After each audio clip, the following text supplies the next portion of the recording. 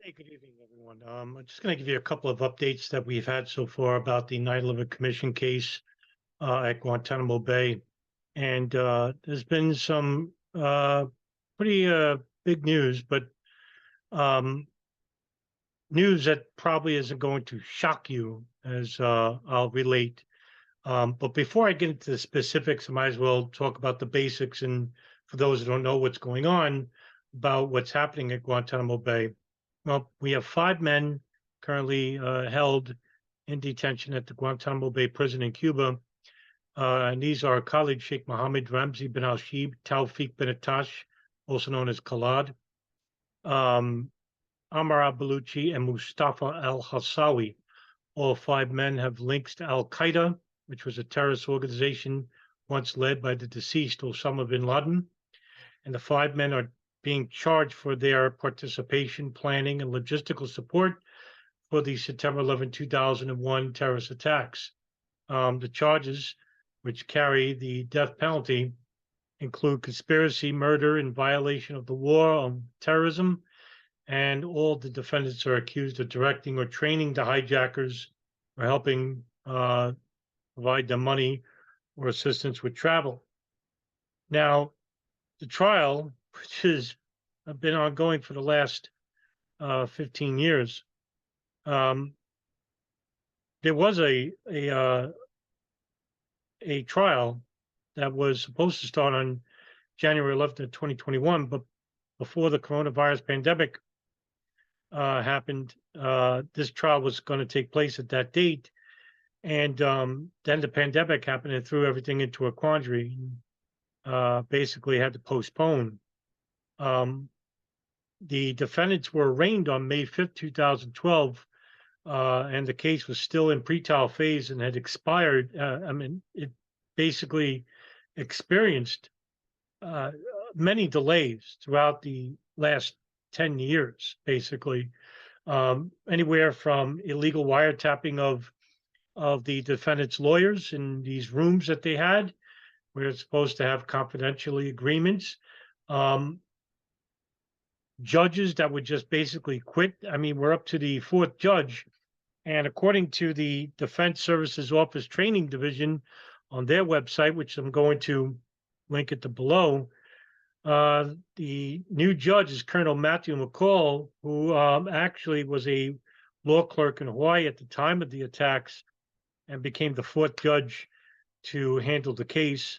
I think one had to leave because of conflicting arguments. Another one left because he chose to retire, and the third one, I think he basically filled in on administrative basis and then recused himself or retired. But it's like it's ridiculous. They've outlasted 4 judges on this case, and that's basically because of due to one major thing: is that all these 5 defendants are basically tortured. And I'll save you the details. They were tortured mercilessly. And with Mustafa Hausawi, it was basically sexual abuse and just waterboarded. I mean, Khalid Sheikh Muhammad was waterboarded 173 times.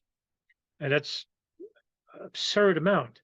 So even if they were guilty and they admitted that they're wrong, and they already have, just to give you a little bit of information, Khalid Sheikh Muhammad and Ramzi bin al-Shib, before they were captured, held a interview with Yoshri Fudo, who's a reporter for Al Jazeera and a highly credible reporter, basically told him in Pakistan in a safe house that they were responsible for these attacks.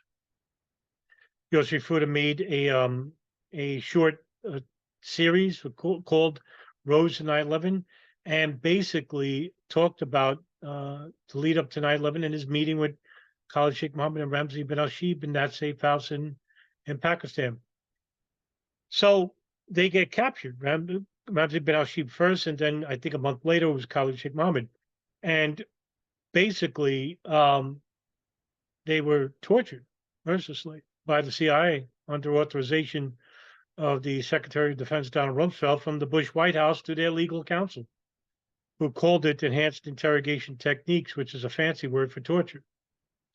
The CIA employed the SEER program, which basically was survival, evade, resistance, and escape, which was meant for U.S. soldiers who were captured in battle, not to give information that would be helpful in lending the enemy state secrets or national security secrets. So they employed this to the detainees who were considered terrorists. And basically, these measures were brutal. And I did an interview with the great Mark Fallon, who basically talked about this in his book, Unjustifiable Means. And I would suggest everybody buy that book. It's a great book. It talked about the SEER program and the foundation of it in its inception and what led to it. And he basically told, and it was a great interview with Mark Fallon. Mark Fallon, Cal Rosenberg, and Alka Pradhan are basically the best. And I would suggest anybody follow them on Twitter regarding Guantanamo Bay and 9/11 updates in the country. I would even say in the world. The three best advocates for information relating to torture program and the Guantanamo Bay prison trial and the pre-trial anyway, and the updates with it. So you have a number of judges. You have these 5 men who are basically part of Al-Qaeda and this conspiracy to attack the United States. They're mercilessly tortured, and you don't know if they're guilty or not because we really can't take their information at face value. Maybe that's the reason why the CIA did this. Well, what I want to show you next is the court calendar, which basically is the calendar for the trial. And as you can see, this is from the Office of Military Commissions. This is May 2023, where the trial, the first hearing was taking place. And as you can see, canceled. The whole entire month is canceled. And it's really of concern that are we ever going to get a trial at this point? Now, according to Carol Rosenberg, the military judge, McCall, has canceled May's session in the 9/11 case, and he held open for a possible hearing for Ramzi bin al-Shibh. And McCall would write, quote, "There is no longer a realistic potential for litigation to occur during the May 8 to 26 timeframe." However, again, according to Carol Rosenberg, she writes in the New York Times that in today's cancellation order, the judge also instructed prosecutors to continue providing him with biweekly updates as to the status of the policy principles until the prosecution has been informed that a decision has been reached. The next hearing is for the 9/11 case is on the court calendar for June 26th to July 21st.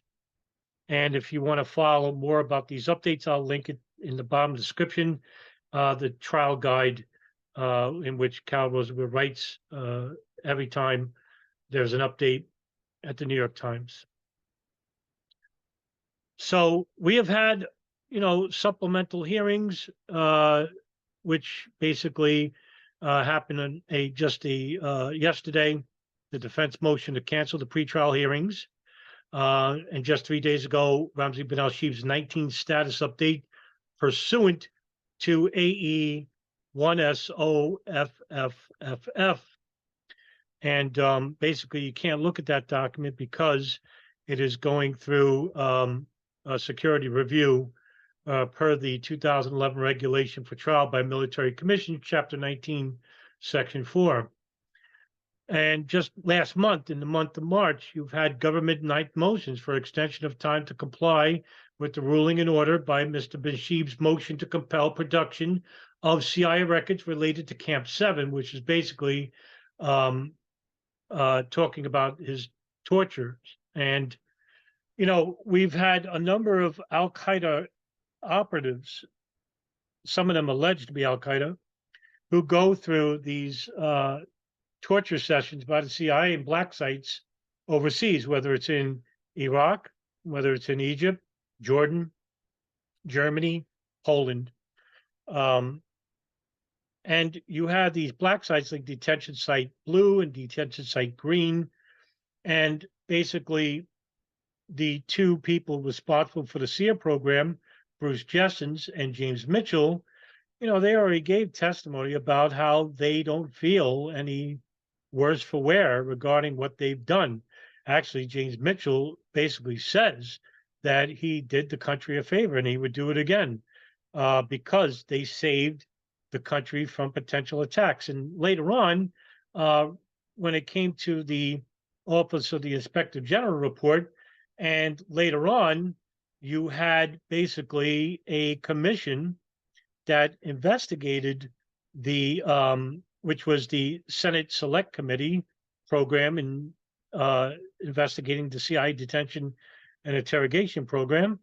Well, they basically said that nothing was procured from these people about potential attacks that they already didn't know about, CIA. So what are they talking about? Well, I don't know what really is going on. Why are they torturing these people to begin with? Was it to procure information?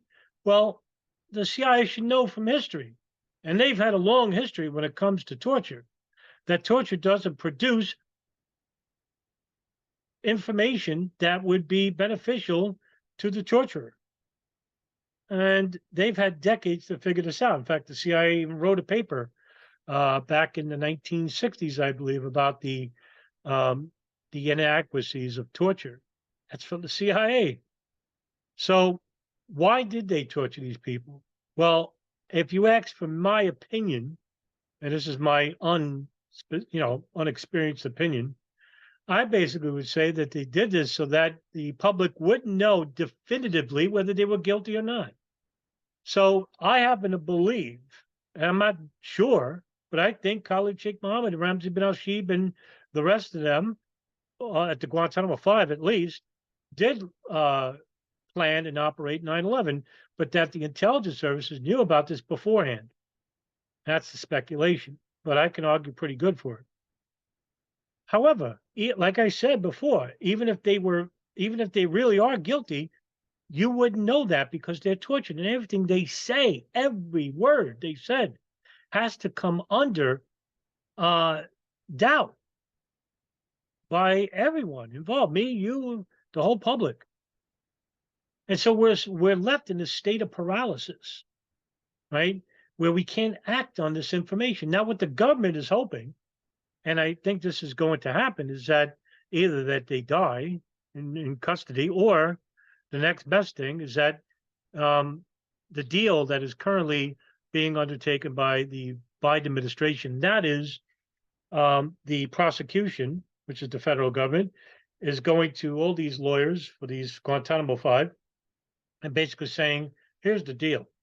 We'll take the death penalty off the table, but your clients have to produce a guilty statement regarding every aspect of the 9/11 attacks.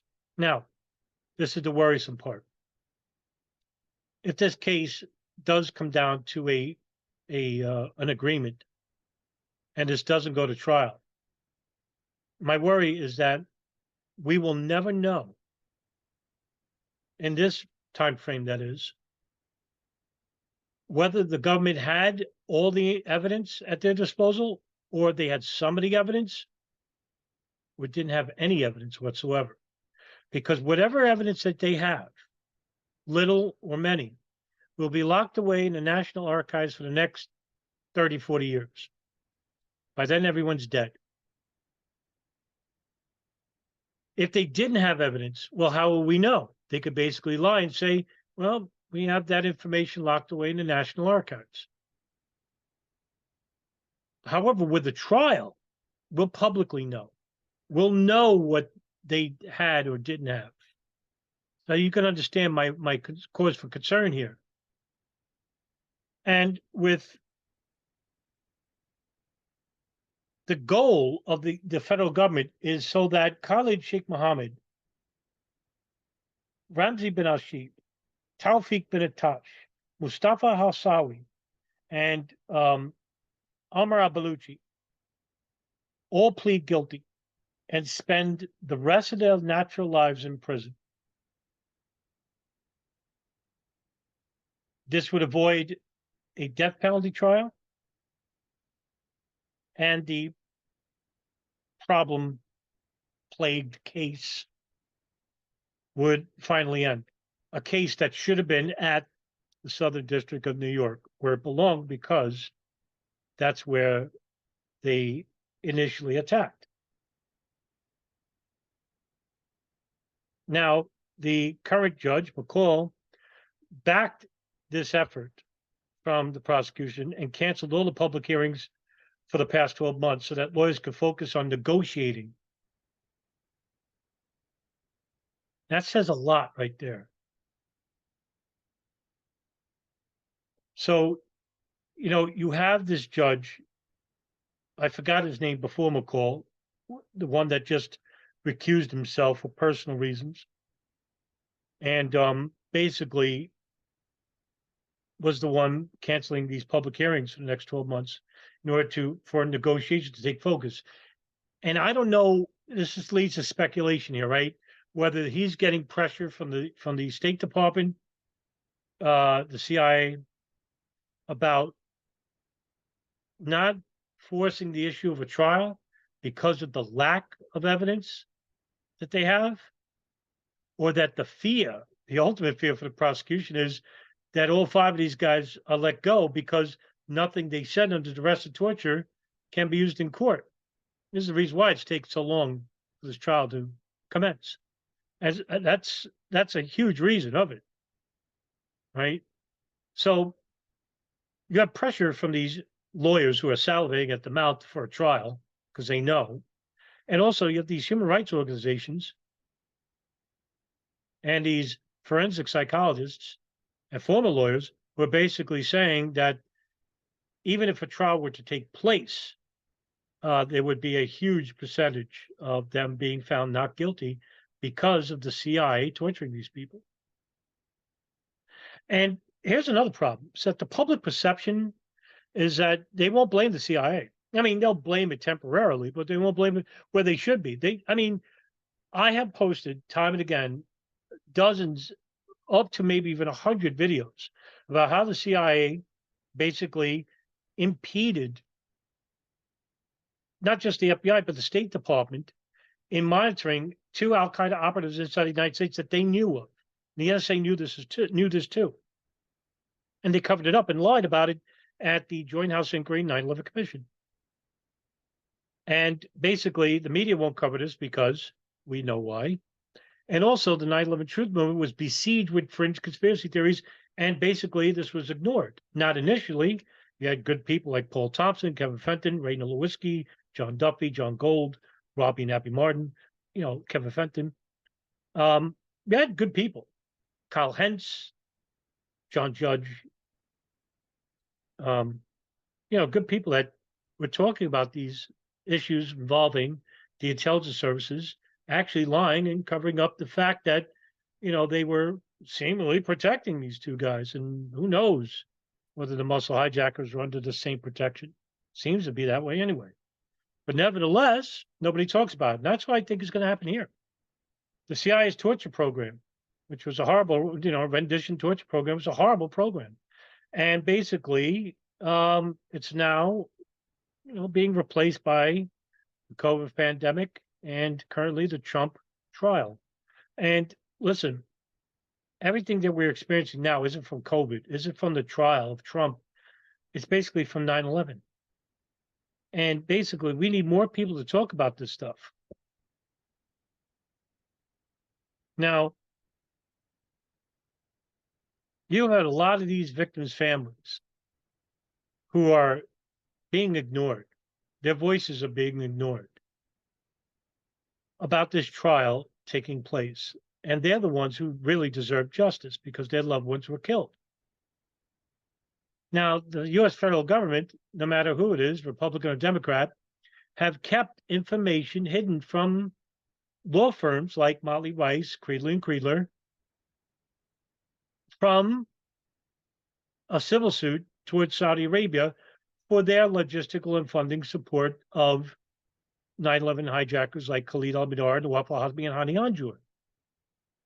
That's not speculation. It's now a fact because under the latest executive order 11010, which was Operation Encore, an FBI operation that followed up Pent Bomb investigation, which showed now, which was ordered last year to be declassified, released.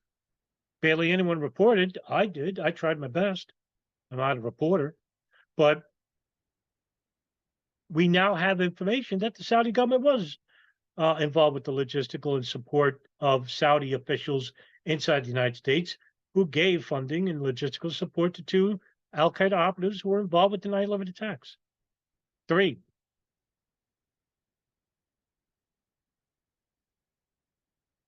Now, President Biden has been publicly silent about the negotiations.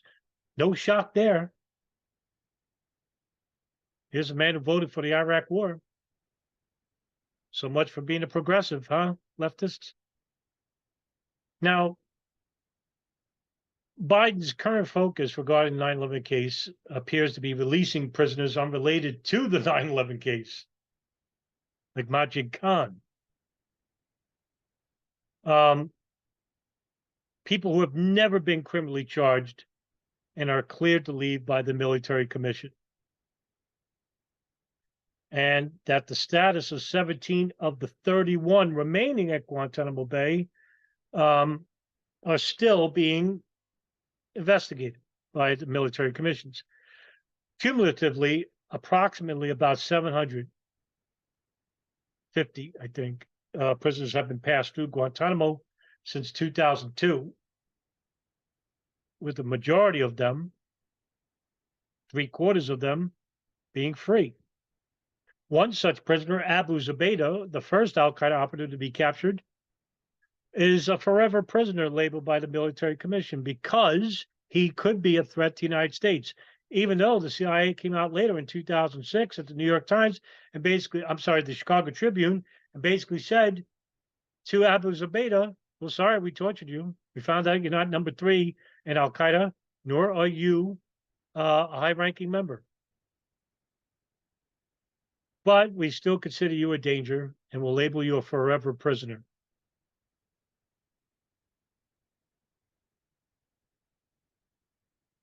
The problem is, for the other detainees who were released, they got to find a country for them to go back to because a lot of these countries don't want them back.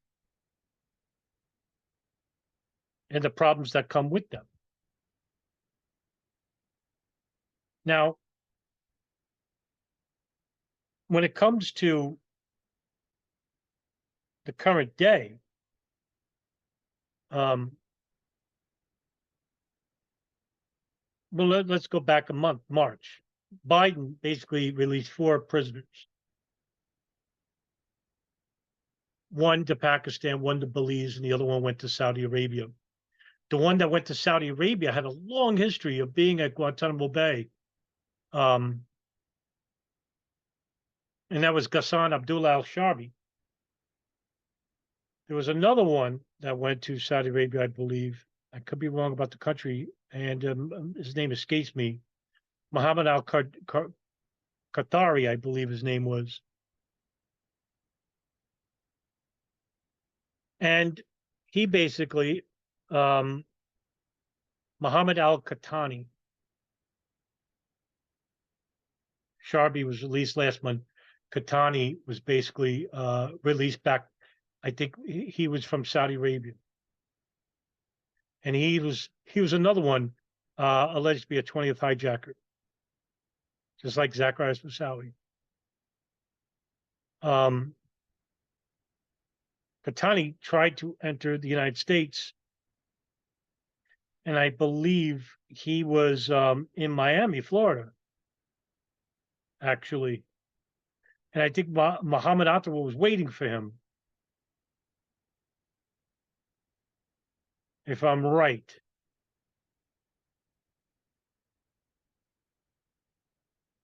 He flew to Orlando, Florida, and that he was questioned by somebody who testified in the 9/11 commission. Jose Melendez, that's right. He testified in the 9/11 commission. He was questioned by an immigration officer named Jose Melendez. And much like with the other hijackers, the muscle hijackers, he couldn't tell you who he was meeting, how he could support himself. He only had $2,500 to his name. And he was using a one-way ticket. So this guy was screaming to, suspicious, right? So he was sent back to Saudi Arabia. Now, that's right. This is not the guy who was meeting Muhammad Atta, was somebody else. But this guy was captured in Tora Bora, and he was shipped to the Americans in June of 2002, and he was at Guantanamo Bay detention camp since then. But he was released.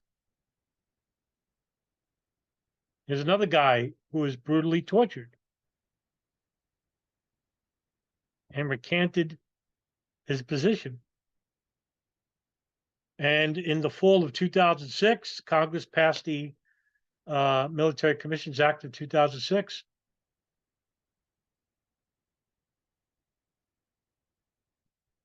Now, this poor guy, he tried to commit suicide, failed. Went before a joint review task force in 2013. Had his federal appeals in 2014, and then was released to Dubai. Abu Zubaydah is still being held in Guantanamo Bay without charge. I mean, this whole thing is a disgusting showcase of morbid justice or perverted sense of justice. This ain't justice.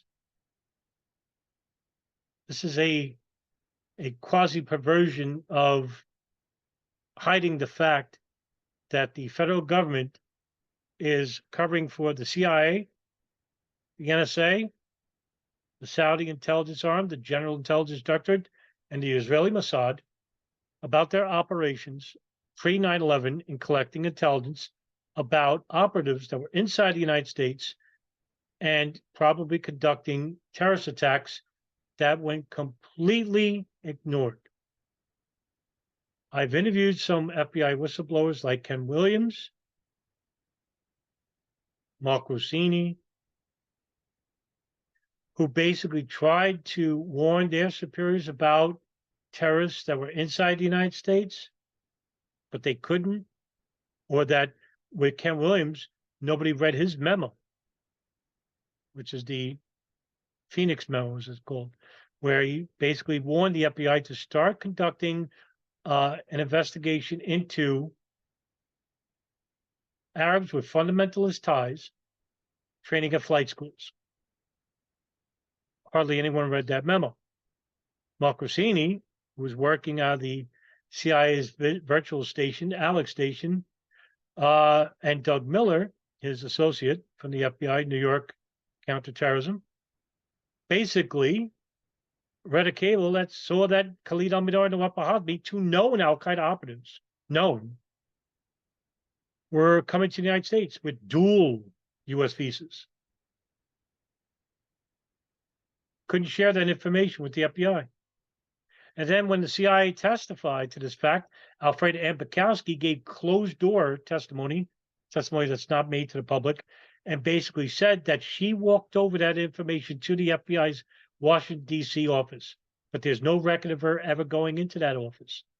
She lied and got away with it. Michelle Ann Casey, a CIA analyst under the direction of the deputy director of the Bin Laden Issue Station, codename Alex Station, Tom Wilshire, told Mark Rossini, said, you can't share that information about Khalid al-Mihdhar and Nawaf al-Hazmi because it's not for the FBI to know, because we think the next attack is in Southeast Asia, which is not the district, a district under the Department of Justice. Because if Michelle Ann Casey says that, yes, share that information with the FBI, well, now that case goes to the FBI, and they can interfere with the CIA's own operation of monitoring these two guys. So when it comes to guilt, I think there's some guilt for Al Qaeda. Is it a total guilt? I couldn't tell you definitively. And the real crime of this is that we are left to our own desires, not led with the facts or information. Information is power. I mean, you need not look at the Epstein case to know about what the intelligence services, who I think are the most powerful services in the world, because they have information on you, me, and everybody else. That's why the signals intelligence divisions of Israel, the United States, Russia, China, these are powerful countries. Great Britain, New Zealand, Australia, Canada, some of the biggest signals intelligence services in the world are now all sharing information with one another without walls, without warrant, without your say or mine. Every aspect of our lives is being shared with all the intelligence services around the world. Just imagine how much power that is. Emails, text messages, phone calls, internet search history, everything. Everything about you and me is being collected and stored. With the NSA, it's at the Utah Data Center in Pine Bluff, Utah. Well, why? Well, maybe one day in the future, this information will come back to be used against us, to subjugate us, to malign us, persecute us for voting wrong, for looking at information that may be deemed a threat to national security, that may be deemed a threat to the power structure. These are not conspiracies. These are rational scenarios. Why else would they want to know everything about you? To control you, to lord over you. And that's where the power comes in. Information collected by the intelligence services. Well, there was enough to stop 9/11. And if you listen to actual whistleblowers like Thomas Drake, a whistleblower for the NSA, he was the former senior executive of the NSA. And I've said this ad nauseum, that the NSA had amassed so much information about the 9/11 hijackers that they could have stopped 9/11 altogether if it was shared. Now, I can't tell you that they had read all the information. I would probably behoove you that they probably read a lot of it. I don't know if they read all of it. I couldn't tell you definitively. But the house that they were monitoring, the safe house for Al Qaeda safe house in Yemen, was under monitoring for 5 years prior to 9/11. Bin Laden was using a satellite phone. He was using that for 5 years, 6 years, even longer, so maybe even 9. Imagine how much information was collected from it. So, are we ever going to get a trial? I'm still going to hold out hope, but that hope is dwindling. And if we don't get enough public feedback, well, then an agreement's going to be made with the prosecution. A deal will be reached.